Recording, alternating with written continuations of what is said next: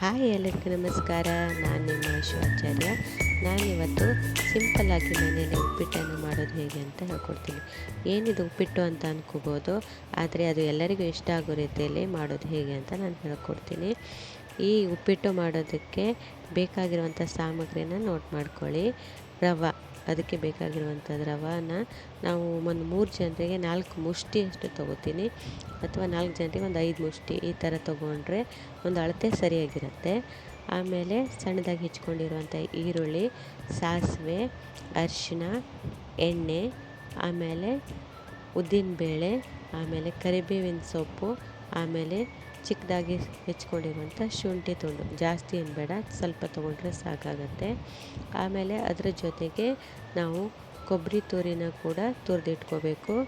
ಆಮೇಲೆ ಸ್ವಲ್ಪ ಉಪ್ಪು ಮತ್ತು ಬೆಲ್ಲ ಇಷ್ಟಪಡೋರು ಬೆಲ್ಲನ ಹಾಕ್ಕೋಬೋದು, ಸಕ್ಕರೆ ಕೂಡ ಹಾಕ್ಕೊಳ್ಬೋದು. ಇವಾಗ ನಾವು ಒಂದು ಬಾಣಲೆನ ಬಿಸಿ ಮಾಡಿಕೊಂಡು ಸ್ವಲ್ಪ ಎಣ್ಣೆನ ಹಾಕ್ಕೋಬೇಕು. ಕಡಿಮೆ ಎಣ್ಣೆನೂ ಹಾಕ್ಕೋಬಾರ್ದು, ಜಾಸ್ತಿನೂ ಆಗಬಾರ್ದು. ಒಂದು 4-5 ಸ್ಪೂನ್ ಎಣ್ಣೆ ಹಾಕ್ಕೊಳ್ಬೇಕಾಗತ್ತೆ. ಯಾಕಂದರೆ ಚೆನ್ನಾಗಿ ಉಪ್ಪಿಟ್ಟು ರೆಡಿ ಆಗಬೇಕು ಅಂತ ಅಂದರೆ ಎಣ್ಣೆ ತುಂಬಾ ಮುಖ್ಯ. ಆಮೇಲೆ ಅದಕ್ಕೆ ಉದ್ದಿನಬೇಳೆನ ಸ್ವಲ್ಪ ಹಾಕ್ಕೋಬೇಕು.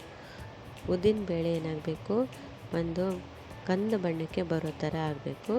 ಅದಾದಮೇಲೆ ಸಾಸಿವೆನ ಹಾಕಿ ಅದು ಚಟಪಟ ಅಂತ ಸದ್ದು ಮಾಡಿದ ಮೇಲೆ ಅದಕ್ಕೆ ನಾವು ಒಗ್ಗರಣೆ ಸೊಪ್ಪನ್ನು ಹಾಕ್ಕೋಬೇಕು.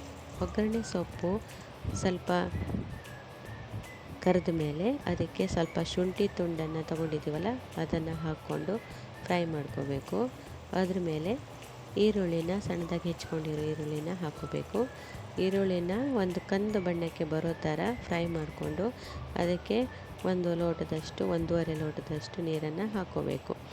ಆಮೇಲೆ ಅದಕ್ಕೆ ಸ್ವಲ್ಪ ಉಪ್ಪನ್ನು, ರುಚಿಗೆ ಎಷ್ಟು ಬೇಕೋ ಅಷ್ಟು ಉಪ್ಪನ್ನು ಹಾಕ್ಕೊಂಡು, ಆಮೇಲೆ ಕಾಯಿ ತುರಿ, ಆಮೇಲೆ ಬೆಲ್ಲನ ಹಾಕ್ಕೋಬೇಕು. ಬೆಲ್ಲ ಬದಲಿಗೆ ಸಕ್ಕರೆ ಕೂಡ ನೀವು ಯೂಸ್ ಮಾಡ್ಕೊಳ್ಳಿ.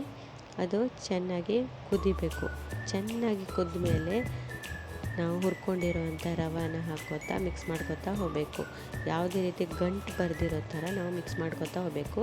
ಕಡಿಮೆ ಫ್ಲೇಮಲ್ಲೇ ಮಾಡ್ಕೋಬೇಕು. ಆಮೇಲೆ ಇವಾಗ ಉಪ್ಪಿಟ್ಟು ರೆಡಿಯಾಗಿದೆ. ನನ್ನ ಚಾನಲನ್ನು ಶೇರ್ ಮತ್ತು ಸಬ್ಸ್ಕ್ರೈಬ್ ಮಾಡೋದನ್ನು ಮರಿಬೇಡಿ. ಹಾಗೆ ಹೇಗಿದೆ ಅಂತ ಹೇಳಿ.